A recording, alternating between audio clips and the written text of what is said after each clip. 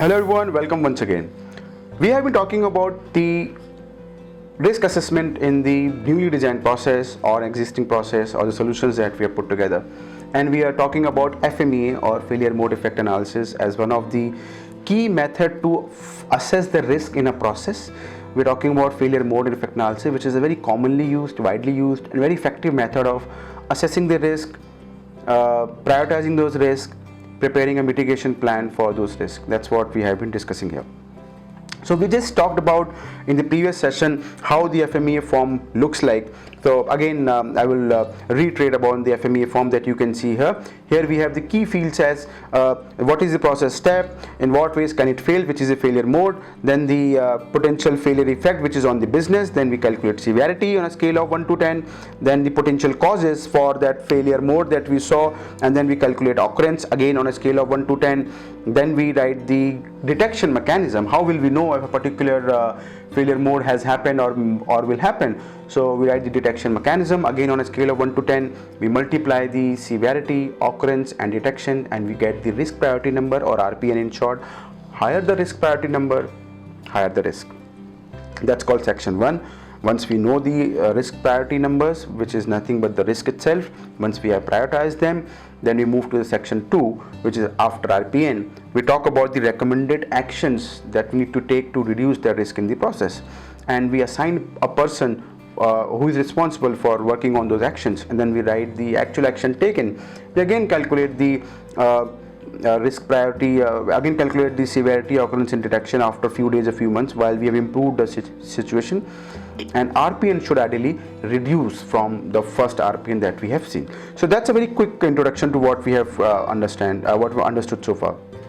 So let's look at a detailed method of how we are going to work on this FMEA. So if you can see my screen, we'll take an FMEA example here, where we'll conduct an FMEA on a coffee shop. So this coffee shop that we are talking here is facing an issue where customers are giving a bad feedback about the services and the product of that coffee chain. What issues they are facing, the different feedback has come up. For a coffee chain, there are three things which is important for a coffee shop. One is the product itself, the coffee. Second is the infrastructure, the amenities like the shop, and third is the customer service. These are the three things are important, or are the three key elements for a coffee shop. Customer can drink a good coffee on the roadside also, but if they are ready to pay a premium, they are paying the premium for the product and the amenities you offer, the infrastructure, and also the customer service you may have. That's why they pay a premium. So we understand, while we prepare a coffee in this coffee shop, what all can go wrong. If you look at this slide here, which is the map of making the coffee, you will see we have written the key inputs, key outputs and the process in between. So in this entire process that you see, which is to make the coffee, clean the carafe, fill the carafe with water, pour water into maker, place filter in maker, put coffee in filter, turn maker on, then select the temperature setting, then receive the coffee order, then pour coffee in cup, then offer cream and sugar, then complete transaction and say thank you. That's a process of ordering and delivering a coffee to a customer. So in this entire process, anything can go wrong at any level, which means at the input level, at the process step level and at the output level. Here we shall take just one example. At just one process step we shall consider, and then you will see what can go wrong only at that process step level, and we shall prepare an FMEA. And imagine the kind of FMEA we'll get only at the step level. Imagine what could have been the FMEA for the entire process, the input, output and all the steps. So we are taking just one process step here called fill the carafe with water. So the carafe, the glass jug that we see, while we are filling it with water and putting in the coffee machine, what can go wrong only at that particular step. So if you see my screen, it talks about while we are filling the carafe with water, what can go wrong. That's the first step, first column. First step is fill carafe with water, and potential failure modes that we see here. What can go wrong is, first there can be wrong amount of water, potential failure mode. Another failure mode can be water can be too warm, and another failure mode can be carafe not clean. So three things can happen in the process when what can go wrong. And moving from here, you might see that in the output column or in the impact column, what could be potential business impact while these failure modes happen in the process. So if there is wrong amount of water, what could be potential business impact? Coffee will be too strong or too weak. If the water is too warm, then coffee could be too strong. And if the carafe is not clean, then there may be foreign objects in the coffee, or there may be a bad taste of the coffee.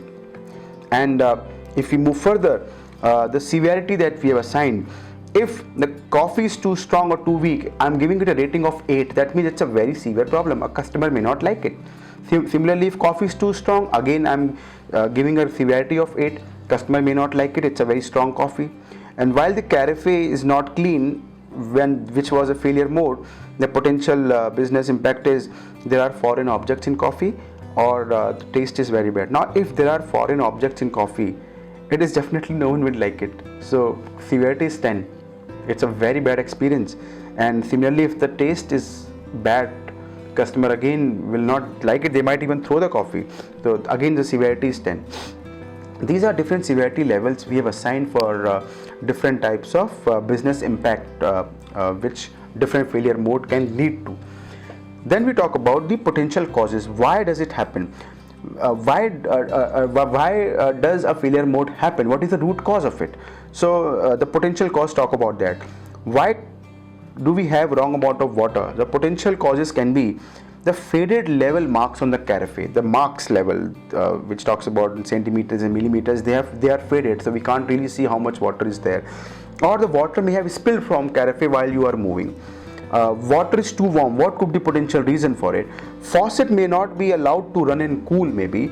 Or another reason can be for water too warm is employee is not aware of need for new cool water. That could be another reason. Carafe is not clean. What could be potential causes? Carafe may not be washed, maybe, or carafe has been stored improperly. These could be potential reasons. In the occurrence, we write about how often do these root causes happen. Faded level marks on carafe is 4. It is 4 because it cannot happen every day. It can happen only when the carafe is old and has been used for a long time. So this is like once in a year activity, or maybe in few months you can see that. Water spilled from carafe is 5. Again, not happening very frequently. Sometimes it happens like once in few weeks or something. Faucet not allowed to run and cool when for water too warm. I'm saying 8. 8 is something very frequent. It's like a daily thing. It happens. Similarly, employee not aware of new need for cool water. It's 7. That means also pretty frequently, maybe once in couple of days, maybe once in a day.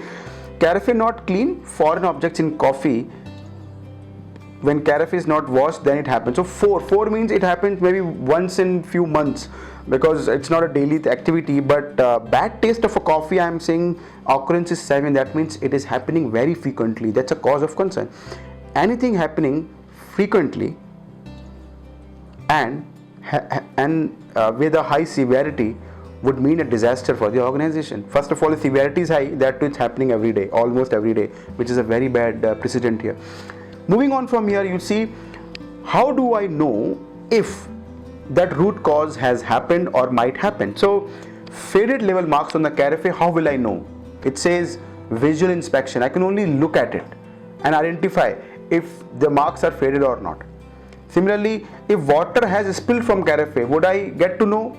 None. I will not get to know, because I will only see the water which is there in the carafe. Faucet is not allowed to run and cool. How will I know? I don't know. I may have to dip my finger to understand if the water is warm or cold. Yeah. Employee is not aware of new need for cool water. There is no way to know this. Carafe is not washed. How can you see? By visually looking at it, visual inspection. And carafe is stored properly or not, that can only be done using the training properly.